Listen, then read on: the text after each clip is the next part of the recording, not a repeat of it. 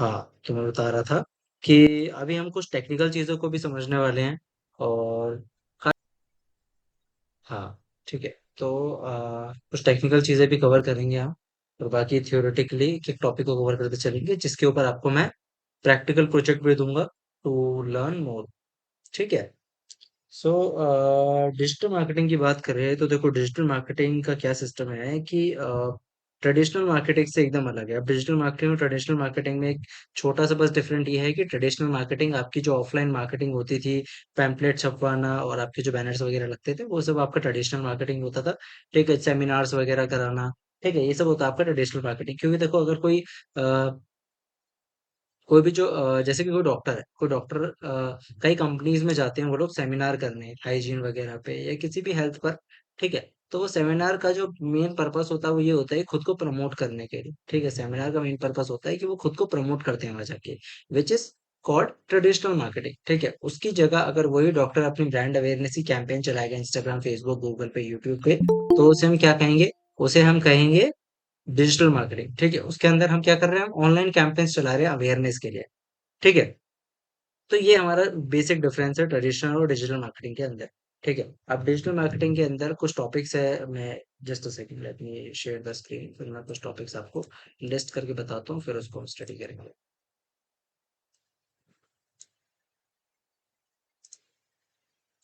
Screen visible है मेरी सबको? हम्म।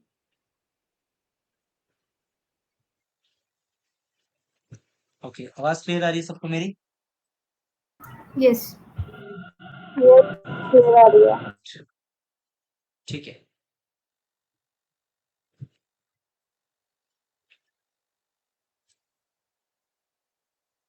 ठीक है, तो डिजिटल मार्केटिंग के अंदर जो हमारे मेन टॉपिक्स है जिनको भी हम स्टडी करने वाले हैं आगे आने वाली क्लासेस के अंदर, ठीक है, जिसमें है नंबर हमारा वेबसाइट,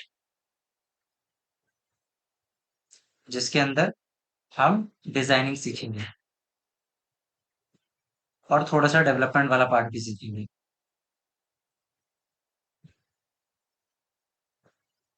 ठीक है, वेबसाइट के अंदर हम डिजाइनिंग और डेवलपमेंट दोनों पार्ट को स्टडी करेंगे। ठीक है, उसके बाद हम स्टडी करेंगे किसको? एसईओ को। एसईओ को हम सबको पता है, सर्च इंजन ऑप्टिमाइजेशन। ठीक है, अब सर एसईओ किस तरीके से करा जाता है एक्चुअल में, कि जैसे कि देखो अभी तक तो आप लोगों को बेसिक पता है कि हाँ भी बैकलिंक बनाने हैं या फिर कीवर्ड रिसर्च करनी है, मेटा टाइटल अपडेट करना है, डिस्क्रिप्शन अपडेट करना है, ये सब बेसिक आपको पता होगा, या फिर अगर आपने रिसर्च करी थी पढ़ने से पहले तो आपको पता होगा। बट एक्चुअल में गूगल पे किसी कीवर्ड को कैसे रैंक कराते हैं, के पीछे की क्या साइंस है, क्या प्रॉपर रोड मैप है, वो चीज हम एसईओ वाले मॉड्यूल के अंदर सीखेंगे। ठीक है, थर्ड हमारा होगा एसएमओ। ठीक है, एसएमओ के अंदर हम social media optimisation plus SMM, social media optimisation and social media marketing दोनों चीज सीखेंगे। अब दोनों में डिफरेंस क्या है? सोशल मीडिया ऑप्टिमाइजेशन का मतलब ये होता है कि आप अपने सोशल मीडिया को अपने ब्रांड के अकॉर्डिंग फ्रेम करते हो। ठीक है, सोशल मीडिया मार्केटिंग का मतलब ये होता है कि आप सोशल मीडिया पे मार्केटिंग करते हो रीच लाने के लिए, अवेयरनेस करने के लिए, सेल करने के लिए, लीड जनरेट करने के लिए। ठीक है, तो ये दोनों चीज हम इसमें सीखेंगे। ठीक है, नेक्स्ट रहेगा हमारा क्या? एडवर्टाइजिंग। ठीक है, एडवर्टाइजिंग के अंदर हम Facebook ads, Google ads, LinkedIn ads, YouTube ads, ठीक है, ये सब कैसे रन होते हैं, कैसे टारगेटिंग करनी होती है, किस तरीके से ऑडियंस क्रिएट करके हम लीड जनरेट कर सकते हैं ऐड चलाकर। ठीक है, क्योंकि ऐड चलाने के पीछे प्रॉपर स्ट्रेटजी होती है। ऐसा नहीं होता है कि आप क्रिएट ऐड पे क्लिक करो, फोटो डालो, टाइटल डालो, डिस्क्रिप्शन डालो और बजट डालकर ऐड चला दो, इस तरीके से नहीं होता।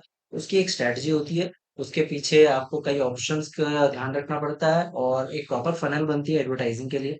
ठीक है, तो वो चीज मैं आपको इसके अंदर बताऊंगा। और ये वो टॉपिक्स है जो आपको लाइफ लॉन्ग, आप कभी भी एज अ डिजिटल मार्केटर काम करोगे तो आपको जरूरी ही पड़ेंगे। ठीक है, आपको वेबसाइट नॉलेज जरूरत पड़ेगी, एसईओ, एसएमओ और एडवर्टाइजिंग, ये चार ऐसे टॉपिक्स है जो आपको कंपलसरी पता ही होने चाहिए।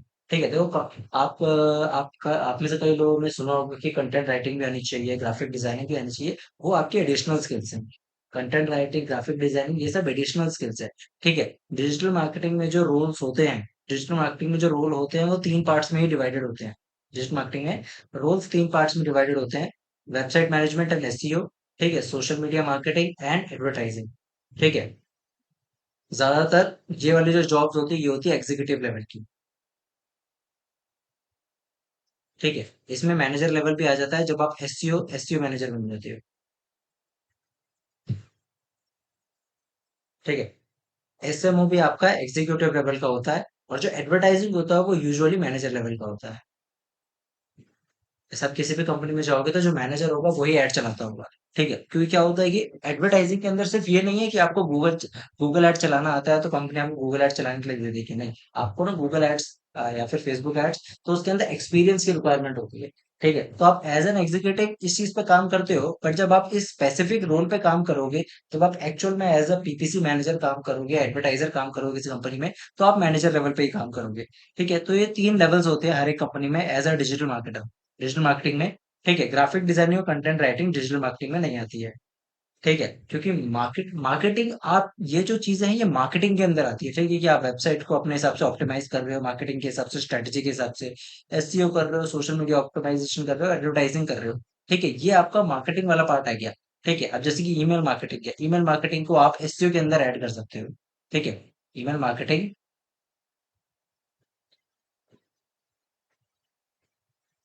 आप एसईओ के अंदर काउंट कर सकते हो। अब क्यों काउंट कर सकते हो? देखो, कई लोग ये सवाल पूछेंगे कि ईमेल मार्केटिंग तो अलग से एक टॉपिक है, उसको एसईओ के अंदर क्यों इंक्लूड करते हैं? क्योंकि जो ऑफ पेज एसईओ होता है, 3 टाइप के एसईओ होते हैं, on page, technical end of page. तो जो ऑफ पेज एसईओ होता है उसका सोल पर्पस होता है वेबसाइट को प्रमोट करना। तो हम प्रमोट करने के लिए क्या करते हैं? सोशल मीडिया मार्केटिंग करते हैं, कंटेंट मार्केटिंग करते हैं, ईमेल मार्केटिंग करते हैं। तो वो चीज हमारी इसके अंदर काउंट हो जाती है। ठीक है, बट हम इसको अलग से पढ़ेंगे। ठीक है, ऐसा नहीं है कि मैं इसे एसईओ के अंदर ही पढ़ा दूंगा। इस चीज को अलग से कराऊंगा मैं।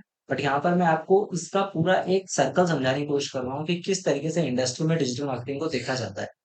ठीक है, क्योंकि जब आपको पता होगा कि इंडस्ट्री में डिजिटल मार्केटिंग के अंदर क्या क्या रिक्वायरमेंट है, तो आप ज्यादा बेटर एक्सपेक्ट कर पाओगे। ठीक है, और जरूरी नहीं है कि एज अ डिजिटल मार्केटर आपको ये सारी चीजें आनी चाहिए। ठीक है, अगर आप किसी एक चीज में मास्टर कर जाते हो तो हर एक चीज का अपना एक जॉब रोल है। जैसे कि मैंने आपको बताया कि यहाँ पर 3 जॉब रोल है हमारे। ठीक है, तो ये तीनों में से कोई एक जॉब रोल में भी अगर आप मास्टर करते हो तो आप एक सक्सेसफुल डिजिटल मार्केटर बन सकते हो।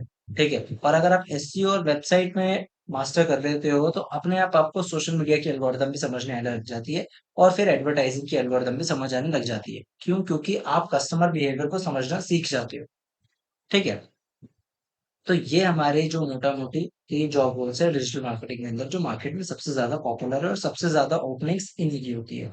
ठीक है, जो डिजिटल मार्केटिंग एग्जीक्यूटिव की ओपनिंग्स होती है, उसके अंदर फिर आपको ये सारे रोल दिए जाते हैं। वेबसाइट चेक करो आप, ठीक है, थोड़ा एसईओ करो, सोशल मीडिया मैनेज करो, ठीक है, और फेसबुक एड वगैरह भी चलाओ। ठीक है, फेसबुक एड से ज्यादा कंपनी सेल एक्सपेक्ट नहीं करती है, वो ब्रांड अवेयरनेस वगैरह के लिए चलाती है, फिर लीड जनरेशन करने के लिए। लीड जनरेशन कैसे करते हैं एड से, वो मैं आपको आगे बताऊँ। ठीक है, इसके अंदर एक और टॉपिक अपन कवर कर लेंगे जो कि हमारा ईमेल मार्केटिंग है, जो मैं आपको अलग से बता रहा था। ठीक है, ईमेल मार्केटिंग, और हमारा जो लास्ट टॉपिक होगा वो होगा कंटेंट मार्केटिंग।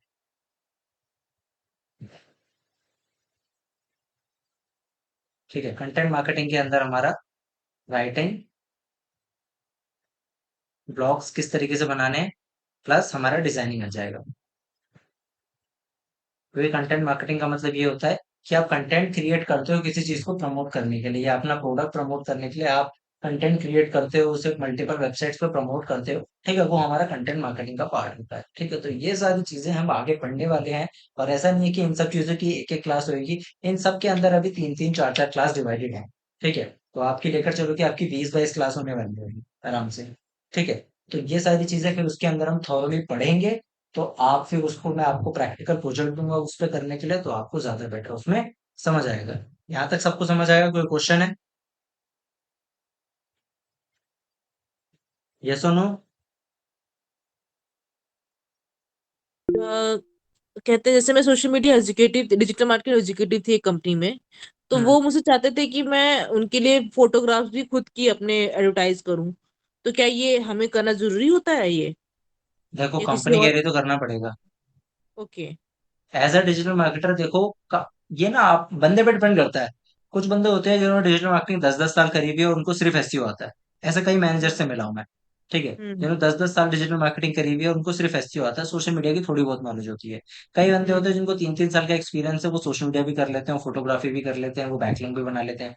है ना? तो ये आप पे डिपेंड करता है कि आप कितना एक्सेल कर सकते हो। बाकी तो देखो आपकी कंपनी पे डिपेंड करता है। अगर आपकी कंपनी बोलेगी तो आपको करना पड़ेगा, वरना आप जॉब स्विच करोगे, है ना? 2 ही चीज़ें हैं। तो इससे बेटर है ओके। कि अगर आपका कंपनी बोल रही है तो आप उस चीज़ को सीख लो, है ना? क्योंकि लाइफ में ओके। कभी ना कभी उस चीज़ को सीखना ही है। तो जब कंपनी ने रिक्वायरमेंट दी है तो उसको सीखते चलो। तो मतलब अपने फेस को भी डालना जरूरी है सोशल मीडिया, मुझे लगा सोशल बिल्कुल। मीडिया का पार्ट होगा ये। नहीं, देखो फोटोग्राफी सोशल मीडिया का पार्ट नहीं होता। आप तो मार्केटिंग कर रहे हो ना, देखो बीइंग अ मार्केटर आपको तो डिजाइनर को आपको इमेज बना के देनी पड़ेगी, कॉपीराइटर को आपको टाइटल डिस्क्रिप्शन बना के देना पड़ेगा। आपको ये देखना है कि आपको किस तरीके से उसे मार्केट के अंदर उतारना है, उस प्रोडक्ट को, उस इमेज को कैसे पोस्ट करना है, कब पोस्ट करना है, कितनी रीच कैसे ला सकते हो आप, ये आपका अब काम है। हमारे पास तो ये था कि हम खुद की फोटोज को से कुछ प्रोडक्ट यूज कर रहे हैं अपने ऊपर, उसको लगा हाँ के दिखाएं, और उसके हाँ ऊपर कैप्शन भी खुद लिखेंगे, क्या कॉपी कंटेंट राइटिंग भी हम खुद करें, कॉपी राइटिंग भी हम खुद करेंगे, हाँ एडिटिंग हाँ। भी हम खुद करेंगे, और डिजाइनिंग भी बिल्कुल। हम खुद करेंगे। वो मुझे सब कुछ हम्म, करना था, ये वीडियो एडिटिंग से लेके सब कुछ करना था। आता था हम्म, नहीं, बट किया मैंने कैसे भी। तो हम्म। ये मेरा मतलब था कि मुझे लगा ये पार्ट है, हमें करना पड़ेगा, नहीं नहीं, ये इसलिए मैंने स्मॉल वो स्केल फर्म्स में अक्सर ऐसा होता है। स्मॉल स्केल कंपनी में क्या होता है कि हम्म। डिपार्टमेंट्स उनका रेवेन्यू वो कम होता है, क्या कहते हैं, कैपिटल कम होता है कंपनी का, है ना? तो हम्म। वो चाहती है कि एक ही बंदा बहुत सारी चीजें कर ले। तो इस केस में हम्म। फिर बंदों को इतनी सारी चीजें करनी पड़ती है। बट जैसे आप कोई भी मिड कैप कंपनी में जाओगे जिसका मंथली रेवेन्यू अगर 2-3 करोड़ तक है, तो उन कंपनीज में डिपार्टमेंट्स डिवाइडेड होते हैं, ठीक है, कि सोशल मीडिया ये बंदा मैनेज करेगा, ये ग्राफिक्स बनाएगा, हम्म। ऐसा रहता है। ठीक है। तो डिपेंड करता है, कुछ कंपनीज डिजिटल मार्केटिंग पे बहुत ज्यादा वो नहीं रहती, डिपेंडेंट नहीं रहती। ठीक है, कुछ कंपनीज जैसे कि पब्लिकेशन कंपनीज जो है, पब्लिकेशन हाउस जो होते हैं वो ज्यादा बुक्स बनाने में इन्वॉल्व रहते हैं, तो वो डिजिटल मार्केटिंग हम्म। डिपार्टमेंट में ज्यादा एक्सेल नहीं करते हैं, क्योंकि उनकी हम्म। सीधा सा काम है, उनको किताबें छापनी है, किताबें बेचनी है, किताबें बिक रही है। हम्म। ठीक है। बट अगर दूसरी साइड हम कोई फैशन ब्रांड देखें या मेकअप ब्रांड देखें, तो उसमें क्या है कि उसमें डिजिटल मार्केटिंग का बहुत इंपॉर्टेंट रोल है ना? तो वहाँ पर डिपार्टमेंट्स बहुत सारे होते हैं, डिजाइनिंग डिपार्टमेंट्स बहुत सारे होते हैं, है ना? तो ये कंपनी कंपनी पे वेरी करता है ये वाली चीजें। ठीक है, तो जॉब हम्म। रोल में जरूरी नहीं है कि आपके डिजाइनिंग है, डिजाइनिंग डिजिटल मार्केटिंग के अंदर नहीं है, वो अलग पार्ट है पूरा, ग्राफिक डिजाइनिंग। क्योंकि उसमें हम्म। ये सॉफ्टवेयर परचेज करने पड़ते हैं लोगों को, लाख रुपए के सॉफ्टवेयर आते हैं, फोटोशॉप वगैरह, है ना? तो वो पूरा हम्म। अलग सिस्टम होता है। ओके। ठीक है। इसका किसी को स्क्रीनशॉट या वो लेना है तो ले लो, ठीक है, या नोट करना है तो आगे बढ़ो।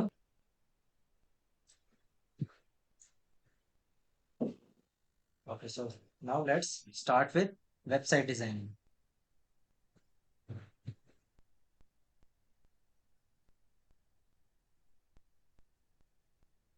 ठीक है, तो आज हम शुरू करेंगे वेबसाइट डिजाइन से। ठीक है, तो देखो ये बहुत इंपॉर्टेंट टॉपिक है कि वेबसाइट किस तरीके से काम करती है, क्योंकि आप फ्यूचर में क्या, जब डिजिटल मार्केटिंग करने लगोगे तो आप क्या करोगे, किसी वेबसाइट के लिए काम करोगे ऑब्वियसली, क्योंकि आपका जो प्रोडक्ट होगा वो तो एक वेबसाइट ही होगी ना।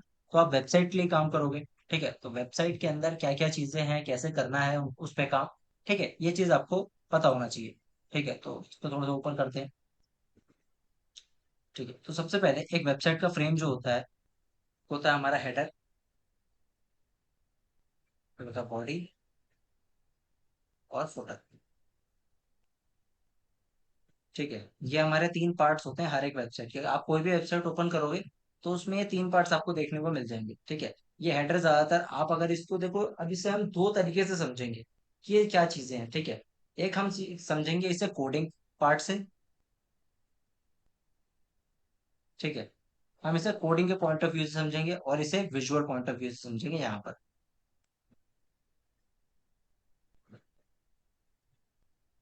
कोडिंग और विजुअल में मेरा जो मैं डिफरेंस बताना चाह रहा हूँ वो बेसिकली ये है, जैसे कि कोई एक वेबसाइट ओपन करते हैं, चलो।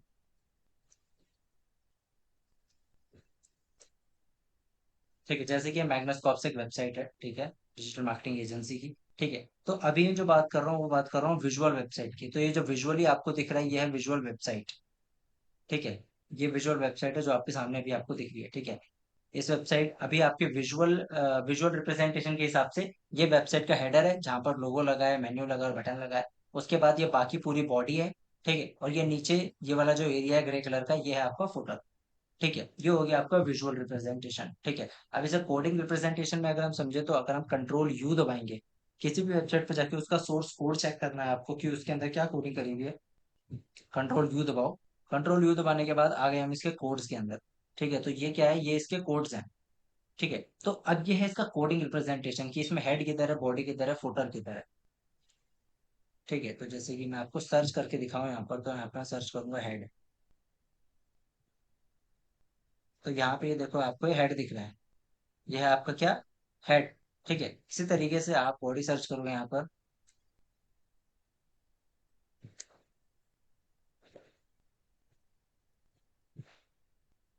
ठीक है, ये आपका बॉडी का बॉडी आ गई। ठीक है, तो यहाँ पे आपका बॉडी का कोड आ गया। ठीक है, तो ये चीज है आपका क्या, हेड बॉडी। ठीक है, और ऐसे ही आपका फुटर होगा।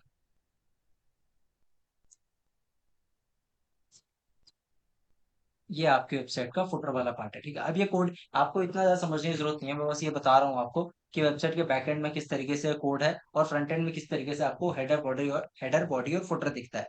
ठीक है, अब इनका यूज क्या है ये समझा देता हूँ, तभी आप आगे जब ऑप्टिमाइजेशन करेंगे तब इसको समझ पाएंगे। तो जो हेडर जो होता है वेबसाइट का, ठीक है, जो वेबसाइट का हेडर होता है उसके अंदर सारे वेबसाइट के इंपॉर्टेंट कोड्स होते हैं। वेबसाइट के सारे इंपॉर्टेंट ट्रैकिंग कोड्स हो गए आपके। ठीक है, वेबसाइट अगर आप वर्डप्रेस वेबसाइट बना रहे हो तो उसके अंदर जितने प्लगइन्स हो गए आपके, ठीक है, जितना प्लगइन आप डालोगे, थीम डालते हो, अलग अलग फंक्शनैलिटी ऐड करते हो वेबसाइट के अंदर, तो उसके जितने भी ट्रैकिंग कोड होते हैं, जो उसका मेन सोर्स कोड होता है, वो सब उसके हेडर के अंदर होता है। ठीक है, हेडर के अंदर वेबसाइट के जितने इंपॉर्टेंट कोड्स होते हैं, इंपॉर्टेंट सोर्स कोड होते हैं, वो सारे आपके हेडर के अंदर होते हैं।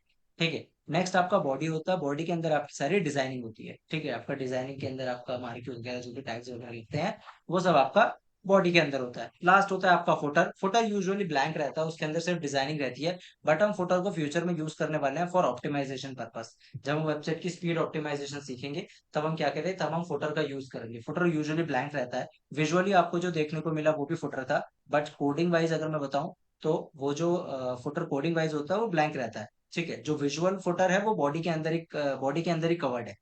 जो विजुअली मैंने अभी आपको फुटर दिखाया था वो बॉडी के अंदर ही है। ठीक है, और जो एक्चुअल में कोडिंग के अंदर जो फुटर होता है वो यूजुअली ब्लैंक रहता है। ठीक है, तो उसके अंदर हम ऐसी क्या चीज करेंगे जिससे हमारी वेबसाइट की स्पीड बढ़ जाएगी, वो मैं आपको फ्यूचर में बताऊंगा। ठीक है, क्योंकि वेबसाइट की स्पीड भी इंपॉर्टेंट है। जब आप मार्केटिंग कर रहे हो, कोई विजिटर आपकी वेबसाइट पर आ रहा है, तो अगर आपकी वेबसाइट की स्पीड स्लो है तो वो किसी और वेबसाइट पे चला जाएगा आपकी वेबसाइट बंद करके, ऑब्वियसली, है ना, जिससे आपकी वेबसाइट का बाउंस रेट इंक्रीज हो जाएगा। ठीक है, बाउंस रेट के बारे में आगे बताऊंगा क्या चीज होती है। ठीक है, तो वेबसाइट के हमारे तीन पार्ट्स होते हैं, हेडर, बॉडी एंड फुटर। ठीक है, अब वेबसाइट के फ्रेम को थोड़ा सा और समझ लेते हैं एक हम एग्जांपल के थ्रू। तो वेबसाइट के अंदर जो बेस कोड्स होते हैं वो होते हैं आपका HTML, CSS, PHP, sorry, HTML, CSS, JavaScript, PHP and SQL। ठीक है, HTML यूज होता है आपका फ्रेम के लिए। ठीक है, मतलब बॉडी जो फ्रेम क्रिएट होता है, वायर फ्रेम, वो HTML के थ्रू क्रिएट होता है। ठीक है, आपका CSS किस लिए यूज होता है, डिजाइनिंग के लिए। ठीक है, आपका जो CSS यूज होता है वो आपकी डिजाइनिंग के लिए यूज होता है। ठीक है, उसके बाद जो SQL यूज होता है वो होता है डेटाबेस के लिए। आपका जो डेटाबेस, जो वेबसाइट के अंदर एक डेटाबेस क्रिएट होता है, जैसे कि आपने रजिस्टर बनाते हो आप, ठीक है, होमवर्क वगैरह के, तो आप क्या करते हो, जो आपका टेबल ऑफ कंटेंट है वो फर्स्ट पेज पे लगाते हो, ताकि आप किसी भी आइटम को, किसी भी टॉपिक को इजीली ढूंढ पाओ। तो इसी तरीके से डेटाबेस की टेबल्स क्रिएट होती है वेबसाइट के अंदर, जो वेबसाइट की फंक्शनैलिटी को इजी कर देती है, और आप जब भी किसी बटन पे क्लिक करते हो तो वो बटन जिस तरीके से वर्क करना चाहिए वो सारी डिटेल डेटाबेस के अंदर स्टोर हो जाती है। ठीक है, तो इससे क्या रहता है कि वेबसाइट सिमेट्री में सही तरीके से वर्क कर पाती है। ठीक है, तो मतलब ऐसा समझ लो कि टेबल ऑफ कंटेंट जो होता है वेबसाइट का, वो आपका डेटाबेस के अंदर होता है। ठीक है, नेक्स्ट है आपका जावास्क्रिप्ट, जो आपकी वेबसाइट को फंक्शन प्रोवाइड करता है। आपकी वेबसाइट के अंदर फंक्शनैलिटी वगैरह जो होती है वो आपको जावास्क्रिप्ट प्रोवाइड करता है। PHP भी आपको एक तरीके से फ्रेम प्रोवाइड करता है, बट फ्रेम के साथ ही आपको कनेक्टिविटी प्रोवाइड करता है। ठीक है, फ्रेम के साथ ही आपको डेटाबेस कनेक्टिविटी प्रोवाइड करता है। ये आपको डेटाबेस के साथ कनेक्टिविटी प्रोवाइड करता है। आपकी होल वेबसाइट को ये बेसिकली डेटाबेस से कनेक्ट करता है PHP आपका। ठीक है, अब इस तरीके से इसको थोड़ा सा और विजुअली अगर हम समझे, तो मैं आपको एग्जांपल दिखाता हूँ एक। देखिए, अपन एक बिल्डिंग बनाते हैं।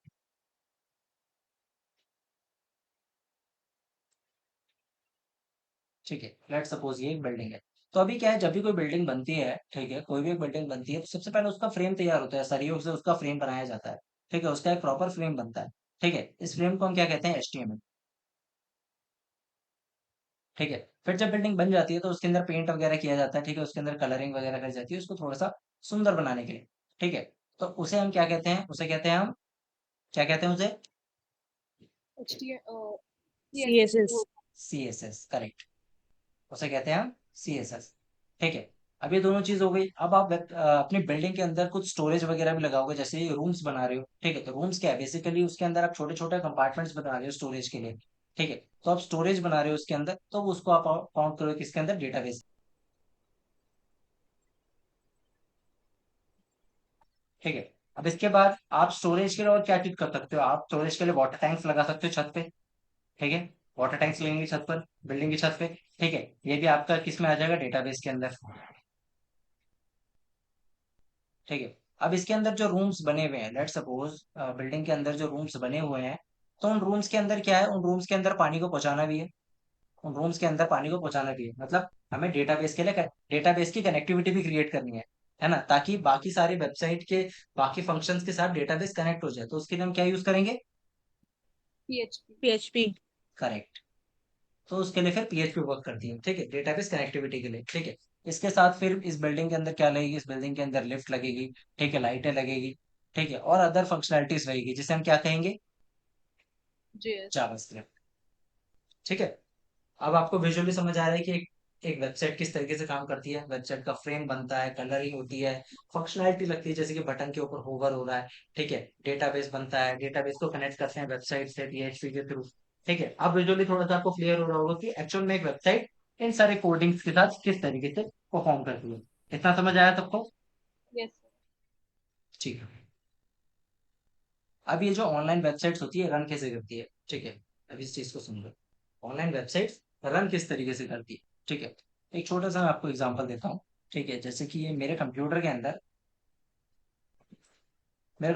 ये दो ड्राइव है। ठीक है, सी ड्राइव और डी ड्राइव। ठीक है, सी ड्राइव एक स्टोरेज है जिसके अंदर काफी सारा डेटा है। डी ड्राइव है जिसके अंदर स्टोरेज एक स्टोरेज जिसके अंदर काफी सारा डेटा है। ठीक है, अब अगर मैं होम होम पर आऊँ, ठीक है, तो यहाँ पर लिखा हुआ है ग्रैंड थेफ्ट ऑटो 5। ठीक है, बेसिकली GTA 5 गेम है। ठीक है, अब जब भी मैं कोई सॉफ्टवेयर इंस्टॉल करता हूँ तो वो मेरे डेस्कटॉप पे थोड़ी इंस्टॉल होता है, वो तो मेरी सी ड्राइव के अंदर इंस्टॉल होता है। उसका शॉर्टकट मेरे को यहाँ पे दिखता है कि यहाँ से मैं उस सॉफ्टवेयर को रन कर सकता हूँ। है ना, ऐसा ही होता है ना। हम्म। सब एग्री एग्री है ना सब लोग मेरी बात से, जो हाँ कुछ अलग हाँ। होता है। नहीं सर, ऐसे वो होता है ना। इंस्टॉल होके पैकेज फाइल आपकी C फाइल में जाके बन जाती है, हाँ, फाइल वो मैनेजर में डिपेंड पहुंच करता है जाती मेरे पे मुझे कहाँ इंस्टॉल करना है, है। सी हाँ में, हाँ। डी में, एफ में। ठीक है, हम्म। यहाँ पर एक शॉर्टकट आ रहा है। ठीक है, तो ये जो सी ड्राइव है ये मेरा स्टोरेज है, और ये मेरा हम्म। जो शॉर्टकट है जहां पर मुझे डेटा दिख रहा है। ठीक है, अब इसको वेबसाइट के नजरिए से देखो। ठीक है, ये जो मेरा डेटा बेस है ये बेसिकली इंटरनेट पे मैंने कहीं पे अपनी वेबसाइट का सारा डेटा स्टोर करा हुआ है। जैसे कि मेरी वेबसाइट है ग्रिफिंडोर एकेडमी, उसका डेटा मैंने इंटरनेट पर कहीं स्टोर कर रखा है। ठीक है, और ये बेसिकली ये जो नेम है ये बेसिकली उस वेबसाइट का शॉर्टकट है। ठीक है, मतलब मुझे दिख ये रहा है, ठीक है, बट एक्चुअल में जो डेटा है वो यहाँ पर है। ठीक है, तो ऐसे ही जब मैं कोई वेबसाइट रन करता हूँ तो मुझे ये चीज जो दिख रही है यहाँ पर, जैसे मुझे वेबसाइट दिखती है ब्राउजर पे, वो एक्चुअल में ब्राउजर पे नहीं होती, वो कहीं स्टोरेज होता है, किसी स्टोरेज पे अपलोड होती होती है। एम आई राइट, हम्म। है ना। बाकी लोगों को Yes समझ आ रही है मेरी बात। yes सो बेसिकली ये चीज काम कैसे करती है, अभी तो देख मेरा जो लैपटॉप है वो तो ऑफलाइन सिस्टम है। मेरा जो लैपटॉप है वो तो एक ऑफलाइन सिस्टम है। ठीक है, तो जो वेबसाइट के सर्वर्स होते हैं वो ऑनलाइन सिस्टम्स होते हैं। ठीक है, वो ऑनलाइन वर्क करते हैं। ठीक है, वो इंटरनेट से हमारे कनेक्टेड होते हैं, उनके अंदर काफी सारी लैन वगैरह के सिस्टम लगे होते हैं, प्रॉपर वेयर हाउस बना होता है जो डेटा डेटा सेंटर का, जिसके अंदर सारा डेटा स्टोर होता है। ठीक है, तो बेसिकली ये कंप्यूटर्स होते हैं, ये कंप्यूटर्स होते हैं। ठीक है, तो हम इसको कहते हैं क्या, सर्वर। नाम से ही आपको समझ आ रहा होगा कि एक वो डिवाइस जो सर्व करता है, जो डेटा सर्व करता है, इसीलिए उसे सर्वर कहा जाता है। ठीक है, तो वेबसाइट जब इंटरनेट पे वर्क करती है तो इसके अंदर जो एलिमेंट्स मैटर करते हैं आपके, वो होता है आपका सर्वर प्लस आपका डोमेन। हमें डोमेन बाय करना पड़ता है ना। हाँ जी, इंटरनेट पे आपको डोमेन बाय करना पड़ेगा। बेसिकली आपको अपनी आइडेंटिटी परचेज करनी पड़ती है। ठीक है, अब ये डोमेन क्या है और सर्वर क्या है, देखो इस चीज को समझो अब आप। ठीक है, सर्वर तो मैंने आपको बता दिया कि क्या है, ऑनलाइन कंप्यूटर।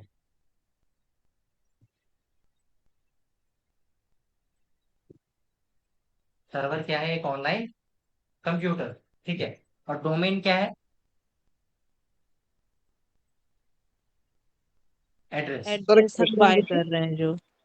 हाँ जी, कुछ आवाज आ रही पीछे से, क्या करते सर? सर मैं मेरा एक क्वेश्चन था। जी बोलो। सर ये जो हम अभी सीख रहे हैं वो आज का हमारा इंट्रोडक्शन लेक्चर है या फिर इसमें हम लोग कुछ टास्क भी देने वाले हैं अपने? ये इंट्रोडक्शन है, इसमें आपको मैं कोई टास्क नहीं दूंगा, मैं आपको नेक्स्ट क्लास में टास्क दूंगा। जो नेक्स्ट क्लास होगी हमारी Wednesday, correct? Wednesday. On Tuesday I think. नहीं नहीं, वेडनेसडे। आप बुक चेक वेडनेसडे। करो, बुक में लिखा है। Okay sir. ओके। ठीक है। तो सर्वर और डोमेन। तो सर्वर क्या है, एक ऑनलाइन कंप्यूटर है जो इंटरनेट से कनेक्ट हो रखा है, एक ऑनलाइन स्टोरेज है, एक कंप्यूटर है जिसके अंदर स्टोरेज हमें परचेज करना होता है। ठीक है। और प्लस एक डोमेन नेम है। डोमेन नेम क्या होता है, डोमेन नेम बेसिकली एड्रेस होता है। डोमेन नेम एक एड्रेस होता है, हर एक सिस्टम का, हर एक फाइल का, हर एक लोकेशन का अपना एक एड्रेस होता है।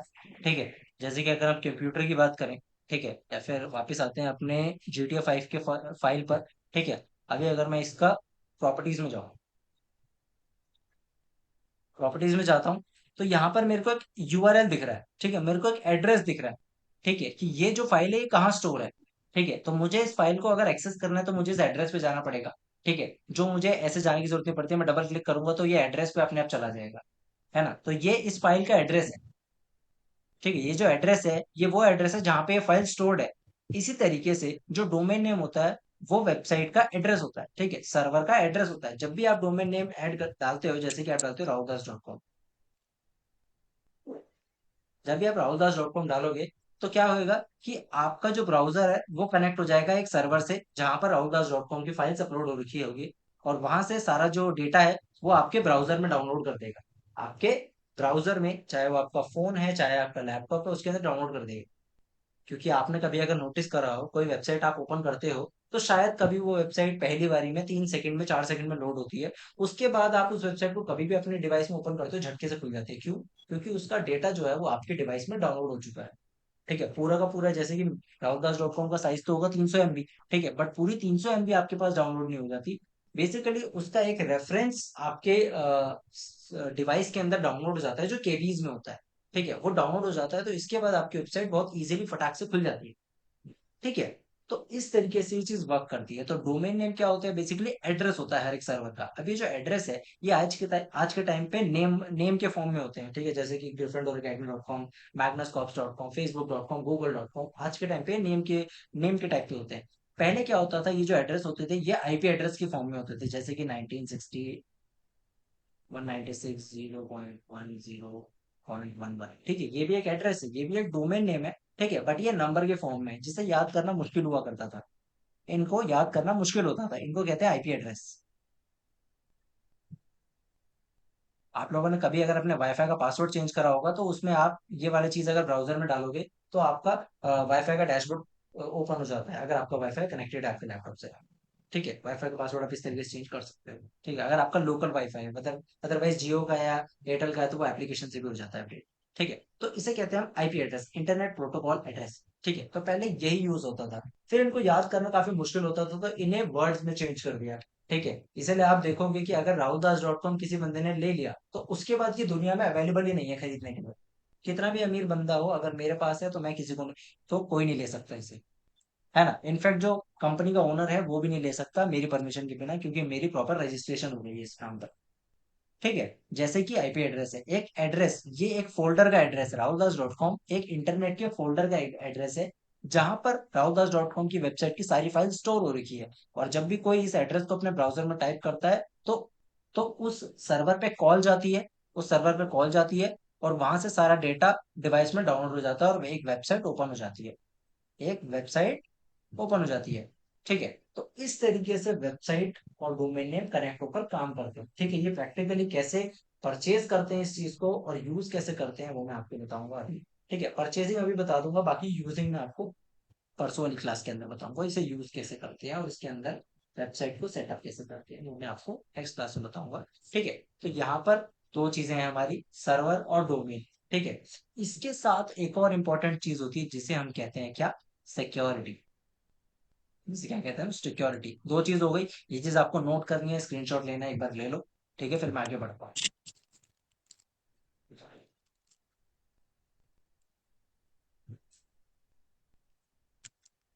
ठीक है, तो अभी हमने दो चीजें यहाँ पे डिस्कस कर ली, मार्क कर देते हैं इसे। एक है हमारी क्या,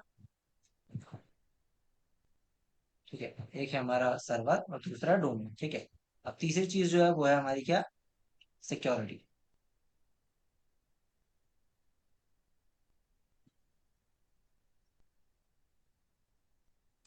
ठीक है, तीसरी चीज जो है हमारी वो है हमारी क्या, सिक्योरिटी।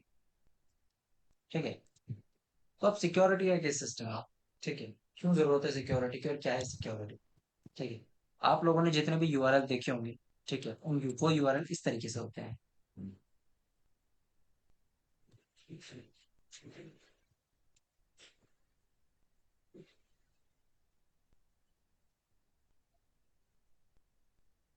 इस तरीके से होता है हर एक वेबसाइट का यूआरएल, ऐसे कहते हैं यूआरएल, यूनिफॉर्म रिसोर्स लोकेटर। ठीक है, ये होते हैं हर वेबसाइट का यूआरएल। कोई भी आप वेबसाइट इसके आगे लगा लो, HTTPS के आगे, ठीक है, बट ये जो एस है, यही है मेन सिस्टम, यही है मेन मुद्दा, यही है ये टॉपिक जिसकी हम बात कर रहे हैं, सिक्योरिटी। यही है वो एस, ठीक है, क्योंकि कई वेबसाइट में, जो ये वेबसाइट्स होती है जिनका यूआरएल होता है https://www.google.com, ठीक है, इन वेबसाइट्स के आगे आप देखोगे ताला बना हुआ है ग्रीन कलर का। इन वेबसाइट के आगे आप एक ग्रीन कलर का ताला बना हुआ देखते हो। कई वेबसाइट्स के ऊपर ये ताले के आगे ऐसे लगा हुआ होता है, ठीक है, और ये ताला जो होता है रेड कलर का होता है, ठीक है। क्यों? क्योंकि उस वेबसाइट का जो एड्रेस होता है वो होता है HTTPS, नहीं होता उसमें।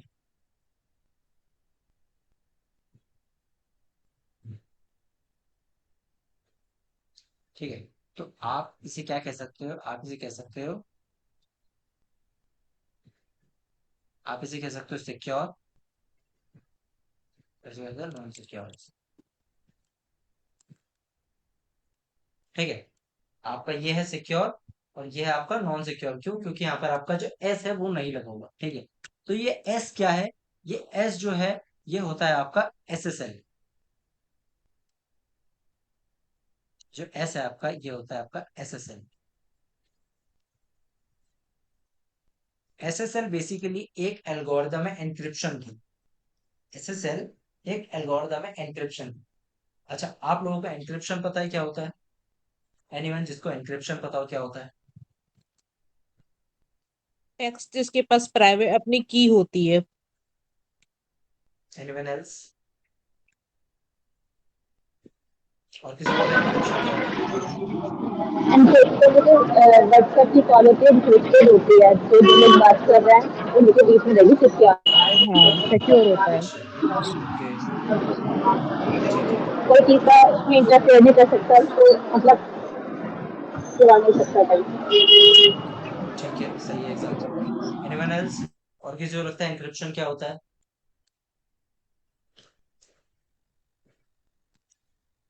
क्योंकि देखो, जब आप किसी को आंसर दोगे फ्यूचर में, तो आप उसे एग्जांपल नहीं दोगे कि व्हाट्सएप पे ऐसा करते हैं तो ऐसा होता है, या इसकी की होती है, ऐसे एग्जांपल दोगे। आपका सवाल क्या है, आपको सवाल का जवाब देना है, एनक्रिप्शन क्या होता है। तो एनक्रिप्शन आप लिख लेते हैं पहले।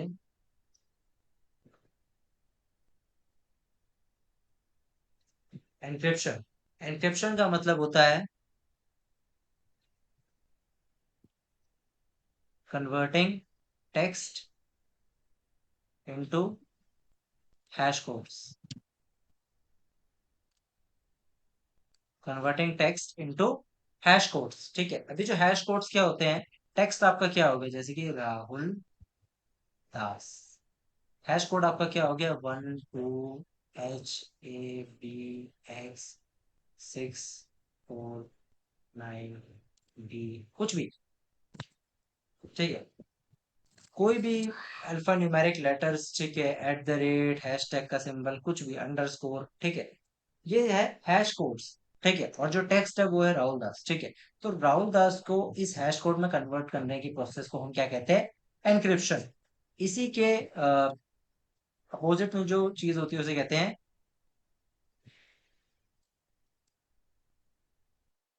डिक्रिप्शन। ठीक है, डिक्रिप्शन का मतलब क्या होता है? कन्वर्टिंग हैश कोड्स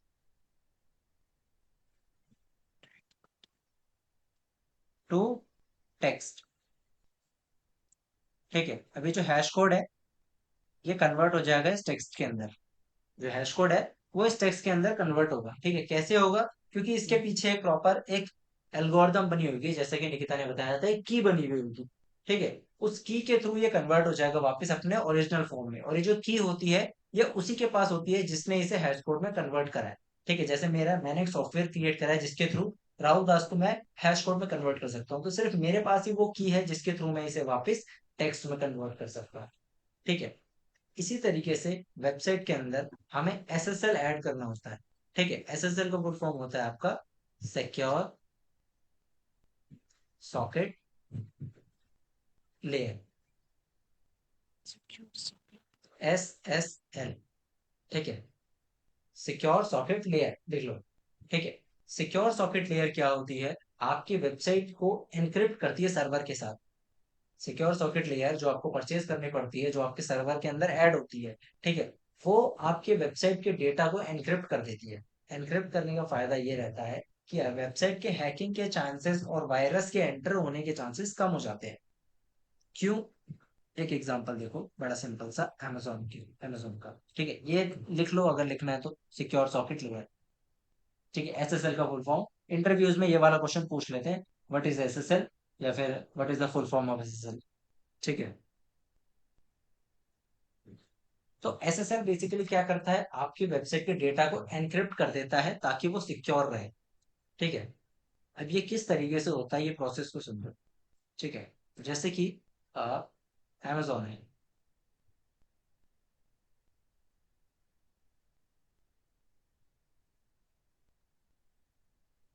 ठीक है, ये अमेजोन वेबसाइट है। ठीक है, और ये अमेजोन का सर्वर है, जैसे आप कह सकते हो AWS। ये आपके अमेजोन का सर्वर है। ये सर्वर का मतलब क्या होता है? जहां पे वेबसाइट का डेटा स्टोर हो रखा होता है, जहां पे वेबसाइट का डेटा सारा स्टोर होता है। ठीक है, तो यहाँ पर अमेजोन के ऊपर कोई भी पर्सन, ठीक है, XYZ, लेट से मनीषा वेबसाइट पे अमेजोन की चेकआउट कर रही है। ठीक है, तो मनीषा ने अपनी कार्ड की डिटेल डाली। ठीक है, और अपना नाम डाला। ठीक है, अपनी CVV डिटेल डाली और एक्सपायरी डाली। ठीक है, और यहाँ पर आपका चेकआउट का बटन है। ठीक है, यहाँ पे आपका चेकआउट का बटन है। ठीक है, तो आपने ये सारी डिटेल डाली। तो जब आप ये डिटेल डालते हो तो क्या होता है? आपके पास एक OTP आता है। ठीक है, आप वो OTP वेरीफाई करते हो जो आप पेमेंट कर रहे होते हो। ठीक है, तो वो OTP आने से पहले क्या होता है? आपकी कार्ड की डिटेल अमेजोन के सर्वर में जाती है, वहां पे फैच होती है। वहां से फिर क्या होता है? आपके पास OTP आता है, फिर वो आप OTP इसके अंदर डालते हो, फिर वो OTP इसके अंदर जाता है, फिर वो फैच होता है। फिर उसके बाद सर्वर से रिक्वेस्ट आती है कि पेमेंट अप्रूव हो गई है, आप चेकआउट को प्रोसीड कर दो। तो वेबसाइट जो आपका फ्रंट एंड पे जो आपको वेबसाइट दिख रही है, वहां पर चेकआउट प्रोसीड हो जाता है। ठीक है, अब ये जो amazon.com खुली हुई है, ये आपके डिवाइस में खुली हुई है। ठीक है, और जो AWS का सर्वर है कहीं पर USA के अंदर है। ठीक है, इसके बीच में जो कनेक्टिविटी चल रही है, ठीक है, वो SSL से सिक्योर हो रखी है। ठीक है, और भी अदर एन्क्रिप्शन से जिससे सिक्योर हो रही है। ठीक है, बट अगर ये SSL सिक्योर्ड ना हो, ठीक है, तो होगा क्या कि यहाँ पर अगर मनीषा ने अपने कार्ड की डिटेल डाली 9643, ठीक है, तो सर्वर के पास सेम नंबर जाएगा 9643 ये सर्वर के पास यही प्लेन टेक्स्ट फॉर्म में नंबर जाएगा। ठीक है, और कंफर्मेशन भी जो आएगी वो प्लेन टेक्स्ट फॉर्म में आएगी सर्वर की तरफ से। ठीक है, तो ये क्या हो रहा है? अभी जो डेटा ट्रेवल कर रहा है इंटरनेट पर, वो ट्रेवल कर रहा है टेक्स्ट फॉर्म में, जो कि हैकेबल है। अगर कोई हैकर इसके बीच में लिंक क्रिएट कर लेता है, ठीक है, जो अलग अलग बबल बबल टेक्निक से, ठीक है, या फिर क्या नाम है, और अदर हैकिंग टेक्निक्स होती है जिसके थ्रू वो नेटवर्क के बीच में एंटर कर जाते हैं हैकर्स। ठीक है, तभी हैकिंग होती है। ठीक है, तो अगर कोई हैकर एंटर कर जाए इस नेटवर्क के बीच में, ठीक है, और वो देख ले, वो ये कॉपी कर ले आपका ये कोड, और लेट से आपका क्रेडिट कार्ड है, तो कई कई ऐसी लोकेशंस होती है, कई ऐसी वेबसाइट्स होती है, ऐसे प्रोडक्ट होते हैं जहां पे आपको OTP नहीं डालना पड़ता। आप अपना क्रेडिट कार्ड की डिटेल डालो और पेमेंट हो जाएगी। जैसे आप कभी कोई ऑनलाइन अगर गेम खरीदोगे तो उसमें आपको OTP नहीं डालना पड़ता, आप अपने क्रेडिट कार्ड की डिटेल डालो, पेमेंट हो जाएगी। ठीक है, तो कई ऐसी जगह पे पेमेंट्स हो जाती है, तो OTP की जरूरत नहीं पड़ती हैकर्स को पैसा बैंक से निकालने के लिए। ठीक है ना? तो अब हैकर ने अगर एंटर कर लिया तो हैकर को दिख जाएगा कि भाई ये कोड है, वो अपना नोट कर लेगा और अपनी मजे करेगा, अपना PlayStation 5 खरीदेगा। ठीक है, बट अगर यहाँ पे SSL लगा हुआ है, तो यहाँ पे जो आप डिटेल डालोगे वो इस टेक्स्ट फॉर्म में नहीं जाएगी सर्वर में, वो एन्क्रिप्ट होकर जाएगी डेटा। ठीक है, तो जो आपका 9643 है वो आपका बन जाएगा 6S24B_ ऐसा कुछ, मतलब ये मैं आपको एग्जैक्ट कोड नहीं बता रहा, ये आपको कुछ भी एन्क्रिप्ट होकर डेटा बन जाएगा, वो AWS के सर्वर के अंदर जाएगा। AWS को पता है कि इसको डिकोड कैसे करना है, उसको पता है कि ये क्या डिटेल है। जब वो अपनी डिकोड की रन करेगा तो ये डेटा इस फॉर्म में वापस AWS के सर्वर के अंदर कनेक्ट हो जाएगा, और फिर वो यहाँ से जो रिक्वेस्ट वापस भेजेगा वो भी एन्क्रिप्ट करके भेजेगा। ठीक है, तो एसएसएल का ये यूज होता है। एसएसएल बेसिकली वेबसाइट का डेटा एन्क्रिप्ट कर देता है, ताकि अगर कोई हैकर नेटवर्क में एंटर करे तो उसे प्लेन डेटा ना मिले। और अगर उसके पास की नहीं होगी, ठीक है, जो बहुत बड़े हैकर जो होते हैं वो तो की क्रिएट कर लेते हैं, जनरेट कर लेते हैं, बना लेते हैं। ठीक है, बट जो स्मॉल स्केल हैकर्स होते हैं वो की नहीं क्रिएट कर पाते, क्योंकि वो जिस कंपनी ने सॉफ्टवेयर बनाया उसी ने की बनाई हो, तो उनके पास ये थी। ठीक है, तो वो नई की क्रिएट कर पाते, इसलिए वो डेटा को डिक्रिप्ट नहीं कर पाते। तो इससे क्या रहता है कि डेटा आपका सिक्योर रहता है, इससे आपका जो डेटा है वो सिक्योर रहता है। तो वेबसाइट को सिक्योर रखने के लिए हम इसीलिए एसएसएल का यूज करते हैं। समझ आया सबको एसएसएल का यूज क्या होता है? दीपक, निकिता, प्रिया? Yes sir. आगे ठीक है, ओके। तो ये हो गया हमारा सर्वर डोमेन है एसएसएल। ठीक है, अब इस चीज को परचेज कैसे करते हैं ये देख लो फटाफट, फिर इसको खत्म करते हैं, और नेक्स्ट क्लास में फिर हम प्रैक्टिकल देखेंगे, और फिर मैं आपको प्रैक्टिकल प्रोजेक्ट दूंगा उसके बेस पे। 1 मिनट दे दूंगा।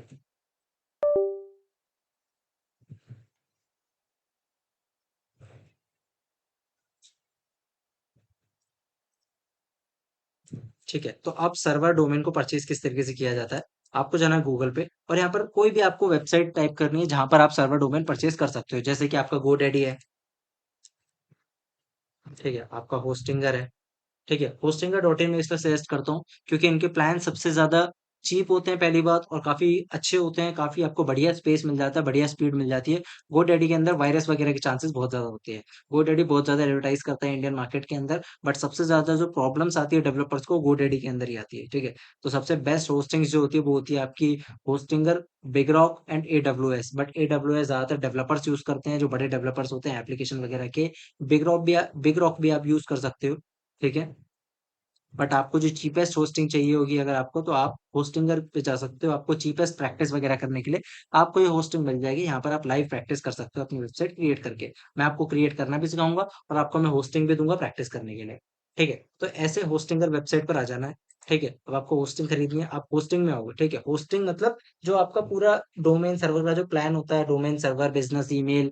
ठीक है, बिजनेस ईमेल क्या होती है? जैसे कोई भी आप कंपनी की ईमेल एड्रेस होती है, info@magnuscorps.com, contact@gryffindoracademy.com, इसे कहते हैं बिजनेस ईमेल। ठीक है, मतलब बिजनेस ईमेल का मतलब ये होता है कि आगे आप कोई भी नाम लगा दो, और एट द रेट के बाद वेबसाइट का लिंक होता है, इसे कहते हैं बिजनेस ईमेल। ठीक है, तो होस्टिंग के अंदर, होस्टिंग का मतलब होता है कि ये सारा पैकेज एक में इंक्लूडेड होता है, इसे कहते हैं होस्टिंग। ठीक है, तो हम वेब होस्टिंग के अंदर जाएंगे। वेब होस्टिंग के अंदर नीचे स्क्रॉल करेंगे तो हमें 3 प्लान्स दिख रहे हैं: single web hosting, premium web hosting and bases web hosting. ठीक है, अब इसके अंदर थोड़े थोड़े डिफरेंस है। ठीक है, जैसे कि अगर हम प्रीमियम की बात करें, तो प्रीमियम के अंदर हम 100 वेबसाइट्स क्रिएट कर सकते हैं, मतलब 100 वेबसाइट्स क्रिएट करके इसके अंदर होस्ट कर सकते हैं। जैसे कि rahuldas.com, gryffindoracademy.com, magnuscorps.com। ठीक है, और हमारे कोई क्लाइंट की वेबसाइट है जैसे drashish.com, ऐसी जो क्लाइंट्स वगैरह की वेबसाइट है उनको होस्ट कर सकते हैं यहाँ पर। ठीक है, हमको स्टोरेज मिलता है। अब देखो यहाँ पे स्टोरेज की बात, जैसे कि मैं अपने कंप्यूटर की बात बता रहा था कि मेरे कंप्यूटर के अंदर इतना स्टोरेज है, मैं इतनी फाइल स्टोर कर सकता हूँ, ऐसे ही हमें इंटरनेट पे स्टोरेज मिलता है। ठीक है, आप बिजनेस प्लान लोगे तो आपको 200 GB का स्टोरेज मिलेगा, यहाँ आपको 100 GB का स्टोरेज मिलेगा। ठीक है, जो वेबसाइट्स क्रिएट करते हैं वो बहुत ज्यादा साइज नहीं होता उनका। जैसे अगर आप एक बढ़िया वेबसाइट भी क्रिएट करोगे, बिजनेस पोर्टफोलियो क्रिएट करोगे, तो उसका साइज ज्यादा से ज्यादा 400 या 300 MB होगा, उससे ज्यादा नहीं हो पाएगा। ठीक है, तो आपको 100 GB स्टोरेज मिलता है, अनलिमिटेड स्पीड मिलती है आपको, और एक फ्री डोमेन नेम मिलता है। आप कोई भी एक डोमेन नेम चूज कर सकते हो जो अवेलेबल हो, और आप वो फ्री क्लेम कर सकते हो, वो आपको फ्री मिलेगा इस होस्टिंग प्लान के अंदर। ठीक है, फ्री SSL सर्टिफिकेट मिलता है आपको, मतलब आपकी वेबसाइट पे SSL जो है वो फ्री में ऐड हो जाएगा। ठीक है, और आपकी वेबसाइट वीकली बैकअप होती रहेगी। कल को वेबसाइट में कोई दिक्कत आ गई तो आप प्रीवियस बैकअप को रिस्टोर कर सकते हो। ठीक है, और आपको फ्री बिजनेस ईमेल मिलेगी। ठीक है, बाकी चीजें आपके काम की नहीं है यहाँ पर। ठीक है, बाकी डेवलपर्स के काम की होती है। ठीक है, बीइंग अ डिजिटल मार्केटर मैं आपको चीजें समझा रहा हूँ जो आपको पता होनी चाहिए। ठीक है, तो ये सारी चीज़ आपको प्रीमियम प्लान में मिलेगी। अगर आप प्रैक्टिस करना चाह रहे हैं, खुद की वेबसाइट अपने नाम से बना के या किसी नाम से बना के एक वर्चुअल ब्रांड क्रिएट करके मार्केटिंग करना चाहते हैं, तो आप एक सिंगल वेब होस्टिंग ले लो। आपको 69 रुपीज़ पर मंथ पड़ेगी। ये आपको टोटल आपको 1700 रुपीज़ पर मंथ पड़ेगा। ठीक है? जिसके अंदर आपको फ्री डोमेन नेम नहीं मिलेगा, आपको डोमेन नेम अलग से परचेज़ करना पड़ेगा। ठीक है? इसमें आप एक वेबसाइट बना सकते हो, 50 जीबी का स्टोरेज मिलता है, 100 जीबी की बैंडविड्थ मिलती है आपको। ठीक है? एक फ्री एसएसएल सर्टिफिकेट मिलता है आपको, वीकली बैकअप मिल जाता है इसके अंदर भी। ठीक है? और एक बिज़नेस ईमेल क्रिएट कर सकते हो आप। ठीक है? कैसे परचेज़ करना है इसको अब? आपको ऐड टू कार्ट पे क्लिक करना है। ऐड टू कार्ट पे क्लिक करने के बाद ये आपसे पूछेगा कि आपको कितने दिन की, मतलब कितने मंथ्स या कितने ईयर्स की आपको होस्टिंग यहाँ पर चाहिए। ठीक है? तो यहाँ पर दिखा रहा है 48 मंथ्स का लूँगा तो मुझे पर मंथ 149 का पड़ेगा। अगर मैं 12 मंथ्स का लूँगा तो मुझे पर मंथ 239 का पड़ेगा। तो ये टोटल मेरे को कॉस्ट करेगा अराउंड 3384 रुपीज़ पर ईयर। अब ये ईयरली रिन्यू होता है। ये जो होस्टिंग्स होती है ईयरली रिन्यू होती है। या तो आप एक बारी में 4 साल 3 साल की खरीद लो। ठीक है? तो 3 साल की आपको पड़ेगी टोटल कितनी, 8439 की। ठीक है? या फिर अगर आप 1 साल की खरीदोगे तो आपको ये पड़ेगी अपनी 3384 रुपीज़ की। ठीक है? तो यहाँ पर होस्टिंग वाले अकाउंट में आने के बाद आपने क्या करना है, यहाँ पर अपना एक ईमेल आईडी डालना है और अपना एक फ़ोन नंबर डालना है। ठीक है? या फिर अपने जीमेल पे क्लिक करके अपनी जीमेल आईडी से इसे कनेक्ट कर लेना है। ठीक है? उसके बाद यहाँ पर अपना कंट्री डालना है, स्टेट डालना है, ज़िप कोड डालना है और सबमिट करके पेमेंट कर देनी है। पेमेंट कर देने के बाद आपने जो भी अकाउंट क्रिएट करा है, जीमेल से जो भी अकाउंट कनेक्ट करा है, उसके अंदर आपका सर्वर और डोमेन ऐड हो जाएगा। ठीक है? डोमेन कब ऐड होगा? जब आप यहाँ पे सबमिट कर दोगे ना, अगर आपने प्रीमियम प्लान लिया है, तो जब आप यहाँ पर आप सबमिट करोगे तो आपको डोमेन नेम चूज़ करने का ऑप्शन आएगा। आप अपना एक नेम चूज़ करोगे, वो चेक करेगा वो डोमेन नेम अवेलेबल है कि नहीं। तो आप अगर अवेलेबल होगा तो उसे आप क्लेम कर सकते हो। ठीक है? अदरवाइज़ अलग से डोमेन नेम परचेज़ करना है तो वो आप कहाँ से करोगे? उसके लिए आप जाओगे hostingus.com, hostinga.in पे जाओ, डोमेन्स पे जाओ और यहाँ पर अपना डोमेन नेम सर्च कर सकते हो जो आपको चाहिए। ठीक है? जैसे कि magnascorp.com है, अगर आप ये सर्च करोगे ये आपको नहीं मिलेगा। क्यों? क्योंकि ये मैंने परचेज़ कर रखा है। ठीक है? इसके अलावा आप कोई और सर्च करो, जैसे कि मनीषा वेब या फिर डिजिटल मार्केटर .com। ठीक है? तो ये वाला डोमेन नेम भी डेवलपर हैज़ बीन मॉडिफाइड इस।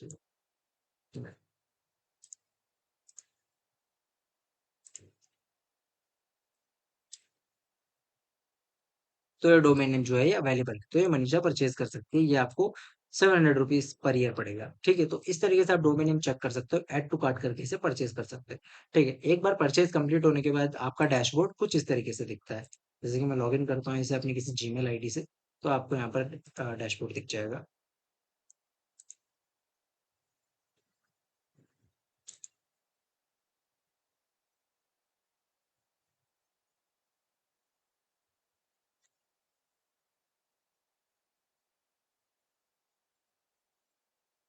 हुँ।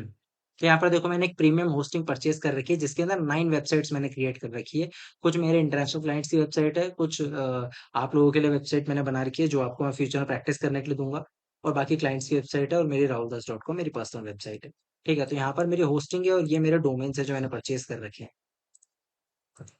होस्टिंग के अंदर जाऊँगा तो ये रही होस्टिंग। ठीक है? जैसे कि avshopper.com, avshopper.com क्या है? ये basically New Zealand based taxi booking की वेबसाइट है। यहाँ पर लोग अपनी टैक्सी बुक कर सकते हैं।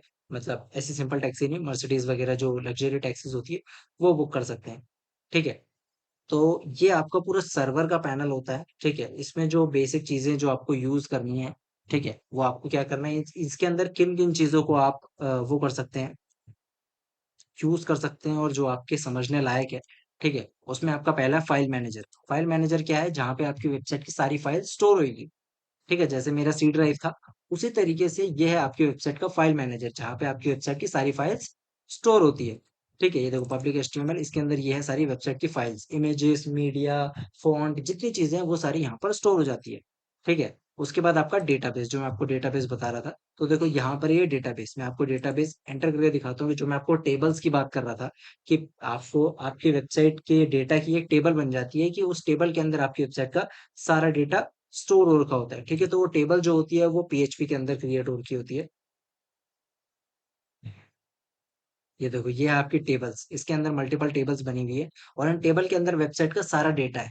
सारा डेटा जो फाइल मैनेजर के अंदर स्टोर हो रखा है, वो कहाँ पर कौन सा डेटा है वो सारी डिटेल्स यहाँ पर है।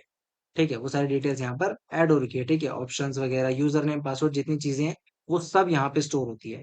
ठीक है, और यहीं से एक्सेस हो जाती है। ठीक है, तो यहाँ पे आपको आने की जरूरत नहीं पड़ती, ये बस क्रिएट हो रखा है। देखो सारी डिटेल यहाँ पर आपकी डल रखी है, सारी टेबल्स बनी हुई है, यूआरएल की, नेम की, टाइटल की, बिजनेस ईमेल की, ये सब चीजें की यहाँ पर बन रखी है। तो ये होता है आपका डेटाबेस। ठीक है ना, तो ये डेटाबेस है आपके लिए। ठीक है, तो ये आपका फाइल मैनेजर है, ये आपका डेटाबेस है। नेक्स्ट आपका एसएसएल। एसएसएल कहाँ होता है, आप यहाँ पे सर्च करेंगे एसएसएल, तो यहाँ पे आपको एसएसएल का ऑप्शन मिल जाएगा। देखो आप लोग अगर एक्चुअल में सीरियस हो डिजिटल मार्केटिंग सीखने के लिए, तो मैं तो देखो सजेस्ट करूंगा आप एक स्टार्टर प्लान खरीद लो और उसको खुद एक्सप्लोर करो। जितना ज्यादा खुद एक्सप्लोर करोगे उतनी ज्यादा चीजें आप ऑटोमेटिकली हाथों हाथ सीखते चले जाओगे। ठीक है, बाकी मैं आपको और लाइव वेबसाइट दूंगा प्रैक्टिस करने के लिए। तो यहाँ पर आप देखो एसएसएल में absoftware.com पे एसएसएल सर्टिफिकेट जो है वो एक्टिवेट हो रखा है। ठीक है, यहाँ पे क्या लिखा है, लेट्स एनक्रिप्ट, मतलब डेटा को एनक्रिप्ट कर दो। ठीक है, तो ये डेटा जो है सारा एनक्रिप्ट हो रखा है। ठीक है, तो ये है हमारा एसएसएल सर्टिफिकेट और ये है हमारी होस्टिंग का पूरा डैशबोर्ड। ठीक है, तो आज यही था हमारा, हमने इंट्रोडक्शन समझ लिया, वेबसाइट के अंदर फ्रेम्स कैसे होते हैं, किस तरीके से वेबसाइट काम करती है और क्या क्या फीचर्स होते हैं उस वेबसाइट के अंदर, ये सब समझ लिया। अब हम कल से वेबसाइट बनाना सीखेंगे और फिर मैं आपसे बनवाऊंगा वेबसाइट। ठीक है, अभी तक जितना समझा वो चीज आपको समझ आई सबको, क्योंकि इसकी रिकॉर्डिंग भी होगी, मैं जल्दी आपको इस चीज की रिकॉर्डिंग भी शेयर कर दूंगा। वर्डप्रेस कैसे यूज होगा इसमें? हाँ, वो मैं आपको नेक्स्ट क्लास में बताऊंगा। ठीक है। एनीवन एल्स, और किसी का कोई क्वेश्चन है? तो ये वेबसाइट जो बन रही है वो ऑनलाइन में रहेगी, ये हमारे पास खुद के किसी ऐप की तरह नहीं आएगी हमारे पास? ऑनलाइन रहेगी। ओके। अच्छा, और किसी का कोई क्वेश्चन है? प्रिया, संजना, अंजलि, नो सर। समझ आया संजना? Yes sir. ठीक है, चलो ठीक है, अभी क्लास को यहीं पर बंद करते हैं और फिर हम वेडनेसडे को वापस मिलेंगे और प्रैक्टिस करेंगे। ठीक है, ओके, बाय बाय।